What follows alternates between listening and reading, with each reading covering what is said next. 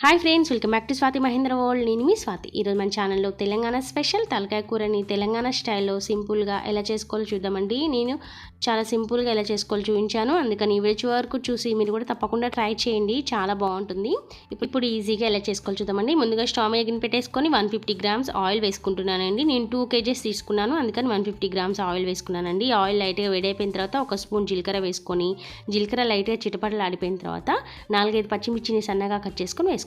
ఇలా 4-5 పచ్చిమిర్చి వేసుకున్న తర్వాత పచ్చిమిర్చి కూడా లైట్గా వేగిపోయిన తర్వాత ఇందులోకి ఒక 2 పెద్ద ఆనియన్స్ని సన్నగా కట్ చేసుకొని వేసుకొని చక్కగా కలిపేసుకొని ఆనియన్స్ చక్కగా గోల్డ్ కలర్ వచ్చేంత వరకు కూడా స్లో ఫ్లేమ్లో ఉంచుకొని ఫ్రై చేసుకోండి. ఆనియన్స్ బాగా వేగితే మనకి టేస్ట్ బాగుంటుందండి.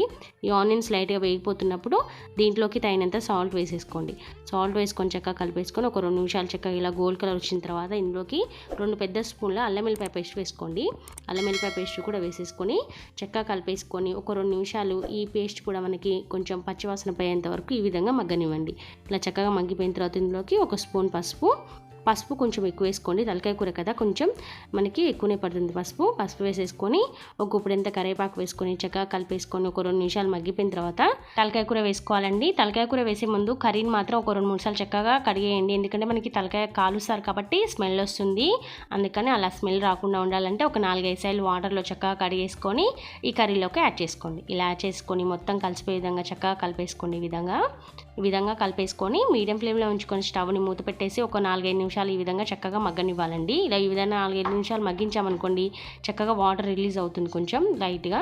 ఇలా రిలీజ్ అయిపోయినప్పుడు మీ స్పైసీకి తగ్గట్టు కారాన్ని యాడ్ చేసేసుకోండి. నేను 2 kgs తీసుకున్నాను కాబట్టి నేను 4 స్పూన్ల కారం వేసుకున్నానండి. పచ్చిమిర్చి కూడా వేసాం కదా, లాస్ట్లో మనం ఒక స్పూను మిరియాల పొడి కూడా వేస్తాము కాబట్టి తగినంత కారం చూసుకొని వేసుకోండి. ఈ విధంగా కారం వేసుకొని మొత్తం కలిసిపోయే విధంగా కలిపేసుకోండి. ఈ విధంగా కారాన్ని కూడా ఇలా కారం వేసిన తర్వాత కూడా మీడియం ఫ్లేమ్లో ఉంచుకొని స్టవ్ని మూత పెట్టేసి ఒక 2-3 నిమిషాలు చక్కగా ఈ కర్రీని మగ్గనివ్వండి. కారం వేసిన తర్వాత ఈ విధంగా ఇలా చక్కగా ఒక 2 నిమిషాలు మగ్గిపోయిన తర్వాత ఇందులోకి వాటర్ పోసుకోవాలండి. ముక్క మునిగేంత వరకు కూడా నేను 2 లీటర్ల వాటర్ పోసుకున్నాను.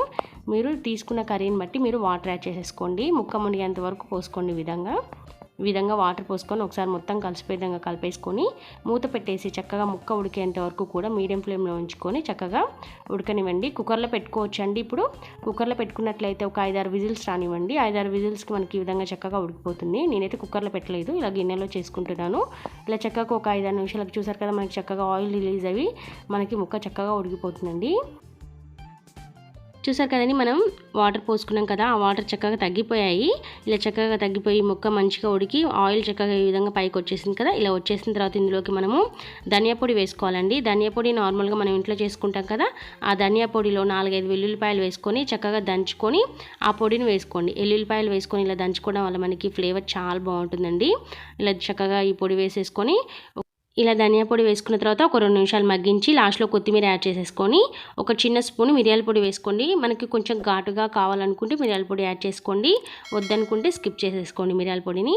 ఇలా చక్కగా మిరియాల పొడి వేసుకొని స్టవ్ ఆఫ్ చేసుకొని వేడివేడిగా సర్వ్ చేసుకోండి. అంతే అండి, తెలంగాణ స్టైల్ మనకి తలకాయ కూర రెడీ అయిపోయింది. మీకు ఈ వీడియో నచ్చినట్లయితే లైక్ చేయండి, కామెంట్ చేయండి, షేర్ చేయండి. కొత్తగా ఎవరైనా నా ఛానల్ చూస్తున్నట్లయితే సబ్స్క్రైబ్ చేసుకొని పక్కన బెల్ ఐకాన్ని క్లిక్ చేసి ఆన్లైన్ నోటిఫికేషన్లో ఉంచుకోండి. అలా ఉంచుకుంటే నేను పెట్టే ప్రతి ఒక్క వీడియో మీకు నోటిఫికేషన్ వస్తుంది. Thank you for watching.